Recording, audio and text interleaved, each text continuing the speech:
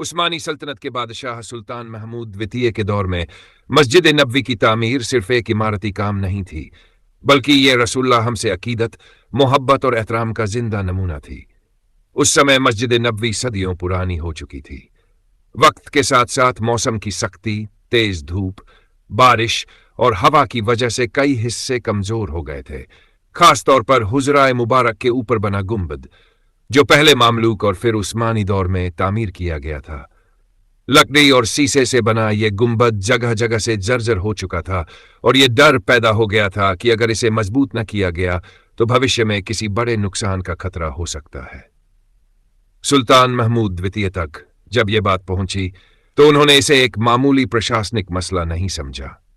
उनके दिल में यह एहसास बहुत गहरा था कि यह वही जगह है जहां अल्लाह के आखिरी नबी सल्लल्लाहु अलैहि वसल्लम आराम फरमा रहे हैं।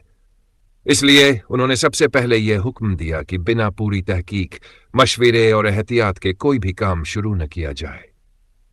इस्तांबुल से लेकर मदीना मुनव्वरा तक उल्मा, फुकहा, मुहद्दिसीन और माहिर मुअम्मारों से राय ली गई।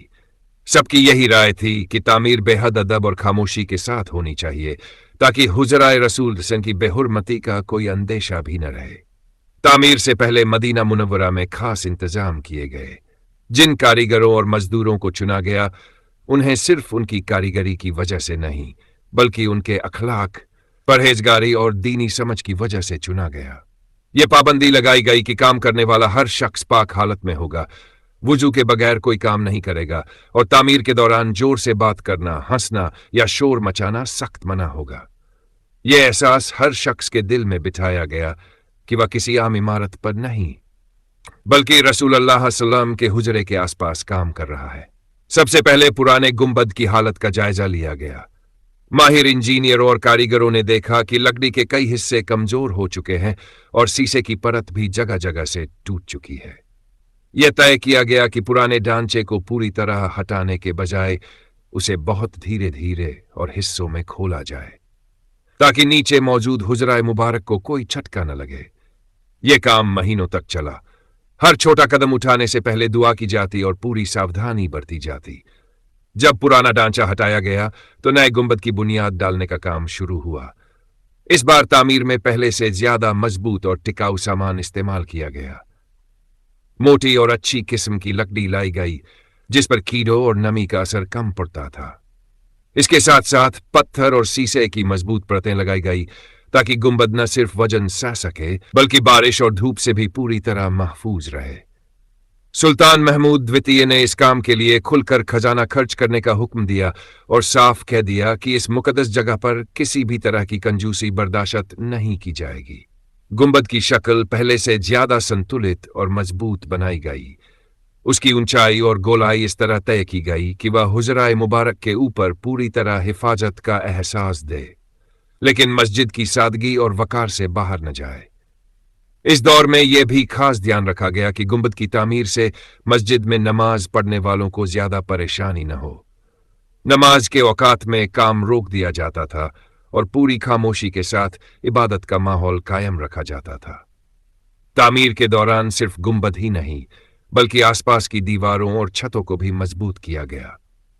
जिन हिस्सों में दरारें आ चुकी थी उन्हें नए पत्थरों से भरा गया और पुरानी दीवारों को सहारा दिया गया। यह सब काम इस तरह किया गया कि देखने में पुरानी तामीर और नई तामीर के बीच कोई बेरंगापन महसूस न हो। मकसद यह था कि मस्जिद नबवी की ऐतिहासिक पहचान और उसकी रूह कायम रहे। जब गुंबद की तामीर पूरी हुई तो कुछ अरसे तक उसकी निगरानी की गई। देखा गया कि वह मौसम की सख्ती को कैसे झेल रहा है और कहीं कमजोरी तो नहीं रह गई। पूरी तसल्ली के बाद ही इसे मुकम्मल माना गया। इसके कुछ साल बाद सुल्तान महमूद द्वितीय के हुक्म से इस गुंबद को हरे रंग से रंगा गया। यह रंग यूं ही नहीं चुना गया था बल्कि इसे सुकून, रहमत और जन्नत की निशानी समझा जाता था। हरा रंग इस्लामी तहजीब में एक खास मकाम रखता है और रसूलुल्लाह सल्लल्लाहु अलैहि वसल्लम से भी इसकी निस्बत बयान की जाती है। हरे रंग में रंगे जाने के बाद यह गुंबद गुंबद खजरा के नाम से मशहूर हो गया। धीरे धीरे यह मस्जिद नबवी की सबसे पहचानने वाली अलामत बन गया। दूर दराज से आने वाले मुसाफिर जब मदीना मुनव्वरा के करीब पहुंचते और सबसे पहले यह हरा गुंबद देखते तो उनकी आंखें भर आती और दिल में रसूलुल्लाह सल्लल्लाहु अलैहि वसल्लम से मिलने की तरफ और बढ़ जाती। सुल्तान महमूद द्वितीय की इस तामीर का सबसे बड़ा पहलू यह था कि उन्होंने खूबसूरती के साथ साथ अदब और एहतराम को सबसे ऊपर रखा। उन्होंने कभी यह नहीं चाहा कि मस्जिद नबवी शाही नुमाइश का जरिया बने। उनका मकसद सिर्फ यह था कि अल-जरा और मस्जिद आने वाली नस्लों तक महफूज रहे और मुसलमान यहाँ सुकून और इत्मीनान के साथ इबादत कर सकें। यह तामीर इस बात की गवाही देती है कि जब हुक्मरान के दिल में सच्ची अकीदत होती है तो उसकी तामीर भी इबादत बन जाती है।